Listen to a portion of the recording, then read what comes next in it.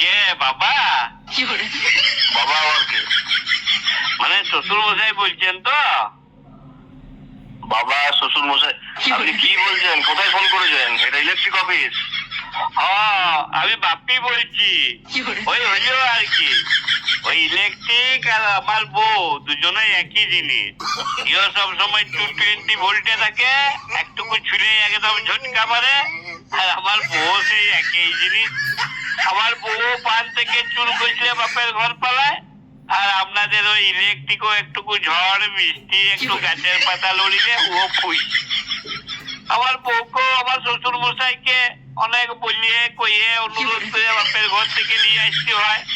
আর কারেন্টের জন্য ওকে এখানে পাঠানোর জন্য আপনাদেরকে ফোন করতে হয়। তোমরা একটু দয়া করে পাঠায় দেন, একটা বড় অসুবিধা হচ্ছে। আপনি কি কাজের সময় ইয়ার্কি করার জন্য ফোন করেছেন? মস্করা করছেন? না না, মস্করা করি নাই। আমার একটা জিনিস জানার ছিল, বুঝলেন? কি জানার ছিল? ফোনে আমার ফোনে বুঝলেন সবসময় তো একটা মেসেজ প্রায় ঢুকে আর কি। কি মেসেজ? ওই ইলেকট্রিক পোস্ট থেকে ছিঁড়ে যাওয়া তারে বা মাটিতে পড়ে থাকা তারে হাত দিবেন নাই, তো সেই ব্যাপারে একটু জানতো আর কি। হ্যাঁ, ওটা প্রত্যেক কনজিউমারকে আমরা ইলেকট্রিক ডিপার্টমেন্ট থেকে মেসেজ পাঠাই, যাতে ইলেকট্রিক পোস্ট থেকে ছিঁড়ে যাওয়া বা মাটিতে পড়ে থাকা তারে যেন হাত না দেয়। তো তাহলে কি ওখানে পা দিয়ে দিব তারটাতে? আপনাকে হাত পা কিছুই দিতে হবে না। নিচে পড়ে থাকা ছেঁড়া তারে কোনো হাত পা কিচ্ছু দেবেন না।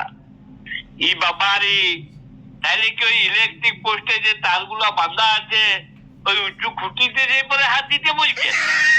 আরে দূর বাবা, ওরকম কিছুই করতে বারণ করা হচ্ছে। আপনাকে কিছুই করবেন না। আপনাকে নিচে পড়ে থাকা তারে, ইলেকট্রিক পোস্টের ওপরের তারে হাত পা ঘাড় নাক কিছুই দিতে হবে না। দিলে কি হবে? যদি দিয়েই দিই তো দুর্ঘটনা ঘটবে, আপনি ইলেকট্রিক শক খাবেন, মরবেন। কেন ইলেকট্রিক শর্ট কেন খাবো? যদি তারটা ছিঁড়ে গেলে তো দেখি ঘরে কারেন্ট চলে যায়, কেন শর্ট কি করে খাবো? আপনার বাড়ির দিকের অংশটাতে হয়তো কারেন্ট থাকে না, কিন্তু ট্রান্সফরমারের দিকের অংশতে কারেন্ট থাকে। তার মানে আপনি বলছেন যে ছাগলটাকে যদি বলি দেওয়া হয় তাহলে মাথার দিকে জীবনটা চলে গেলেও যেতে পারে, ধলের দিকে জীবনটা রয়ে যাবে। দূর মশাই, আপনি ফালতু কথা বলছেন, কাজের সময় বিরক্ত করছেন। আপনি ফাজলামো পাচ্ছেন না আমার সাথে? না না, এসকল নয়, আপনি সত্যি করে বলুন দেখনি, এই মেসেজটা তাহলে আপনারা কিসের জন্য পাঠান? বললাম তো, একবার একটা কথা কতবার বলবো, মেসেজটা পাঠাই আমরা জনগণকে সচেতন করার জন্য। এই বাবারি, আপনারা মেসেজ পাঠাইয়ে জনগণকে সচেতন করে দিবেন?